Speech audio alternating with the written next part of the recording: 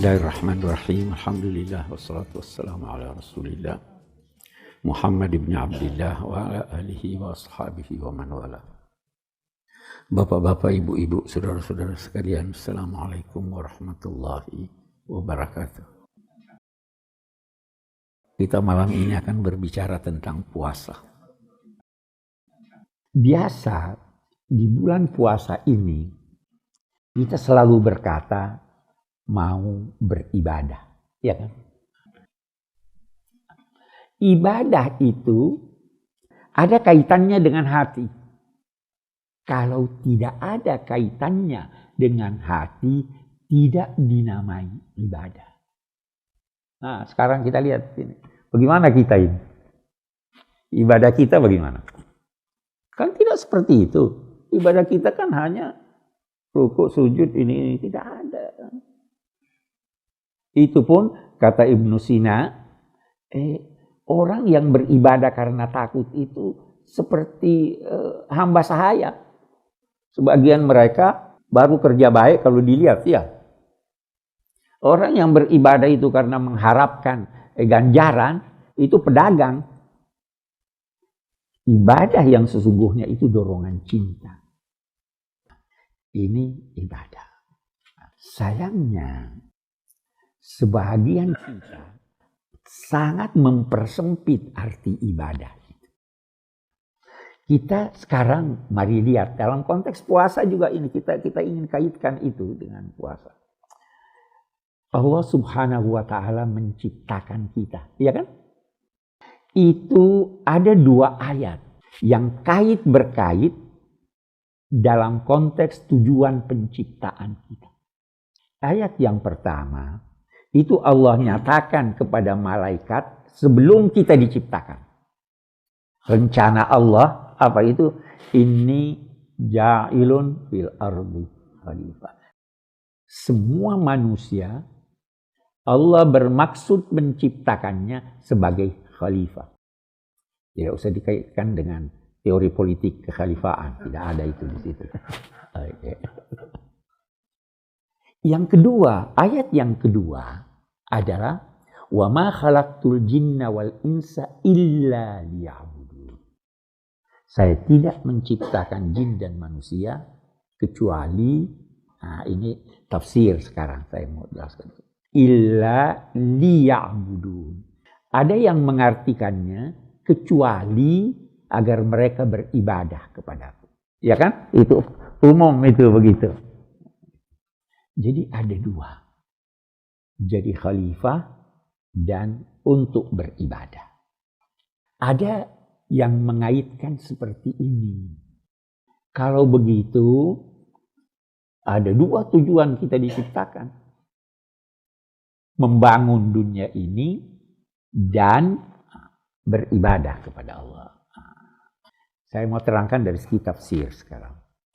Itu dalam bahasa Arab ada kata lam li, bisa berarti agar supaya, bisa juga berarti akibat.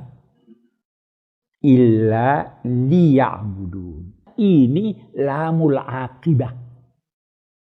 Dia ditugaskan menjadi khalifah sehingga semua kegiatannya dalam konteks kekhalifahan itu berakibat ibadah kepada Allah. Jadi bukan buat ibadah. Akibatnya ini terpaksa ulama memberikan penafsiran semacam ini karena sudah sangat populer ibadah cuma salat, puasa, haji, zakat. Gitu kan? Kalau begitu, kewajiban menjadi khalifah itu dijelaskan oleh ayat lain, wasta'marakum fiha. Kamu ditugaskan untuk memakmurkannya. Membangun bumi ini, memakmurkan bumi ini dengan potensi yang dianugerahkan Allah kepada kamu. Salah satu itu oleh ulama-ulama dalam konteks membangun dunia, membangun peradaban, itu ayat yang menyatakan begini. Zuyyina linnasi hubbus syahawati minan nisa'i wal banina wal qanatiril muqantara dan seterusnya. Dihiaskan kepada manusia cinta kepada siapa? Perempuan dan anak lelaki. Harta yang banyak. Untuk apa Allah hiaskan itu? Untuk apa Allah mencintakan itu kepada kita? Untuk apa? Bagaimana supaya lawan jenis kita mencintai kita yang laki-laki? Bagaimana supaya lawan jenis kita yang perempuan mencintai suaminya? Itulah salah satu benih lahirnya peradaban. Ada dorongan untuk memiliki harta. Dengan harta terbangun segalanya. Jadi itu Allah berikan pada Anda untuk membangun bumi ini, membangun peradaban di bumi ini melalui kecintaan kepada keluarga, kecintaan kepada ini. Nah, hanya kita lihat lagi, zuyyina, dihiaskan kepada manusia. Dia tidak sebut siapa yang menghiaskan. Ya kan? Nah, itu bisa salah satu dari dua. Bisa Allah yang menghiaskan, bisa setan yang menghiaskan. Kalau hiasan itu, kalau kecintaan Anda itu kepada harta dan sebagainya, sesuai dengan tuntunan agama, itu Allah yang menciptakan. Tetapi kalau tidak, itu setan yang menciptakan pada Anda. Itu nanti ada ayat, zayyana lahumus syaitanu a'malahum. Itulah sebahagian dari bahan-bahan potensi yang dianugerahkan Allah kepada manusia supaya dia membangun, memakmurkan bumi ini. Memakmurkan bumi itu adalah membangun peradaban. Itu tugas kita. Bukan tugas kita cuma salat, puasa, zakat, haji. Lakukan itu semua sehingga pada akhirnya semua menjadi ibadah ketaatan kepada Allah Subhanahu wa taala. Setiap aktivitas Anda yang dapat Anda lakukan, apakah itu aktivitas fikir, atau itu aktivitas hati, atau itu aktivitas badania, semua itu bisa menjadi ibadah kepada Allah dalam konteks membangun dunia. Berhubungan dengan suami istri itu ibadah. Puasa aja boleh malam-malam.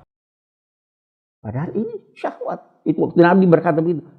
Sahabat berkata, masa di syahwat ada ibadah juga, ada pahalanya juga. Ya, bukankah kalau dia letakkan dalam yang haram, ada dosanya? Semua kegiatan Anda bisa jadi ibadah. Jadi bulan puasa, kalau puasa jangan terbatas dong pada ini. Terlalu banyak bentuk ibadah. Saya sering berkata kalau bicara itu ada ibu-ibu, waduh kami datang bulan nih, menyesal nih kita tidak bisa puasa dan sebagainya. Yang mendatangkan bulan pada Anda itu Tuhan. Tidak mungkin dia tidak berikan Anda pahala. Banyak yang lain dong, ibadah yang lain. Bangun temani anak sahur. Bangun menyiapkan hidangan. Terlalu banyak. Jadi tidak usah menyesal, waduh saya tidak bisa. Itu sebabnya sekarang untuk ibu-ibu nih kita. Sekarang ada obat untuk menunda haid. Itu ulama beda pendapat menyangkut itu. Kalau tujuannya supaya bisa puasa.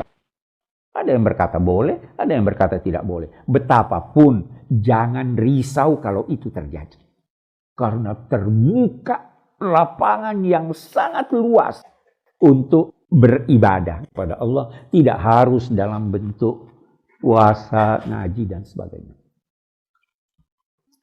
Tadi saya katakan bahwa Allah Subhanahu wa ta'ala sebelum menciptakan Adam sudah menetapkan bahwa makhluk yang saya akan ciptakan ini saya ciptakan dia untuk di bumi, ya kan? Inni ja'ilun fil ardi khalifah, sebagai khalifah. Dalam konteks kekhalifaan itu Allah Subhanahu wa ta'ala memerintahkan Adam dan pasangannya untuk transit di sorga. Tujuannya bukan sorga itu. Cuma transit. Untuk apa transit? Dia ditugaskan lihat sorga. Agar supaya dalam membangun dunia ini menjadi khalifah, dia menciptakan bayang-bayang sorga itu di dunia. Di Quran itu dikatakan, hai Adam, hati-hati, kamu ada musuh. Jangan sampai dia menjadikan kamu keluar dari sorga. Dia diberitahu musuhnya dan diberitahu apa dampak kalau dia taat pada musuhnya. Supaya di dunia jangan dia taat. Dia diberitahu, hai Adam, di sorga tempat kamu sekarang, kamu tidak akan kehausan, kamu tidak akan lapar, kamu tidak akan telanjang, itu di surat Taha. Dan kamu tidak akan tersengat sinar matahari. 3 kebutuhan pokok harus Anda miliki atau Anda membantu yang lain untuk memilikinya. Apa 3 kebutuhan pokok itu? Sandang, pangan, papan. Itu membangun dunia. Harus Anda punya rumah dong. Harus cukup makan. Harus pakaian ada. Itu tugas kita sebagai khalifah. Jadi ketika Anda dagang, ketika Anda ini, itu ibadah. Oh itu tuh. Itu agama. Itu puasa kita. Sedikit lagi saya mau terangkan beberapa hal yang berkaitan dengan pengamalan puasa kita. Kita bicara sedikit hukum. Dalam mazhab Syafi'i, puasa Ramadan itu niatnya harus bermalam. Dalam arti, Anda harus berniat sebelum fajar. Setiap malam. Itu pendapat Syafi'i. Memang niat itu tidak perlu Anda ucapkan. Niat itu tekad di dalam hati untuk melakukan sesuatu. Ya kan itu niat. Tetapi ulama-ulama kita menganjurkan untuk diucapkan. Mari kita lihat, kita niat sekarang. Kenapa kita niat dalam pandangan Imam Syafi'i? Kenapa kita niat setiap malam dan sebelum itu? Saya mau beri contoh lagi. Kalau Anda niat besok pagi jam 5 subuh, Anda mau ke Surabaya. Malam-malam sudah siap atau belum? Sudah diperkirakan apa ini? Niat itu tujuannya seperti itu. Saya besok mau puasa. Puasa itu menahan diri mulai terbitnya fajar sampai terbenamnya matahari. Puasa saya yang kemarin boleh jadi ada kekurangannya. Sekarang saya niat, saya sempurnakan. Itu gunanya. Kita memperbarui tekad, memperbaiki apa yang kita duga kurang kemarin, dan menyempurnakan apa yang tidak benar, atau meningkatkan apa yang sudah benar. Supaya contohnya populer. Kemarin saya baca cuma setengah juz, padahal saya mau waktu niat itu tergambar itu. Itu gunanya niat. Jadi walaupun dari segi hukum ada yang benarkan boleh tidak ucapkan niat dan sebagainya, tapi sebenarnya tujuannya seperti itu. Sahur itu sebenarnya bukan hanya untuk makan. Sahur itu latihan untuk bangun tengah malam. Bisa tidak kita begitu? Saya sering berkata kepada teman-teman yang suka nonton malam. Saya suka nonton itu. Kalau malam-malam, bola, udah. Saya bilang begini, malu dong sama Tuhan. Anda siap kuat bangun tengah malam untuk nonton. Embok, salat tahajud 2 rakaat. Kenapa tidak? Itu latihan untuk kita ini. Kok bisa bangun ini? Itu kita tanamkan di dalam hati, itu gunanya. Supaya puasa kita bermakna. Dan ada hal lagi yang lain yang saya ingin katakan.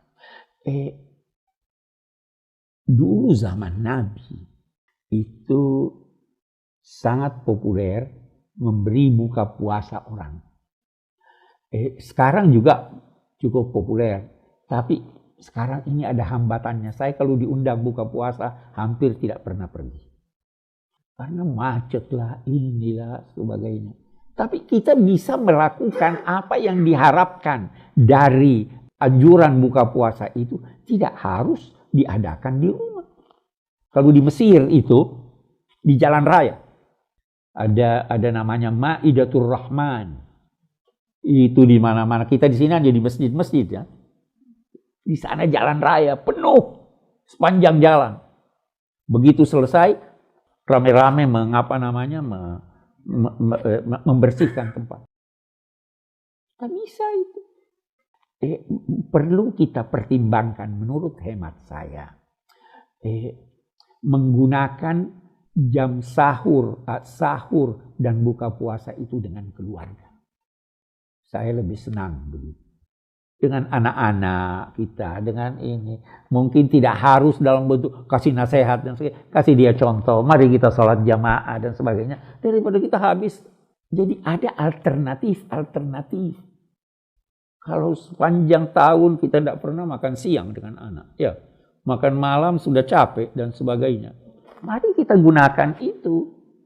Karena itu tadi, ibadah itu bukan cuma terbatas di sini. Ya kan ibadah begitu.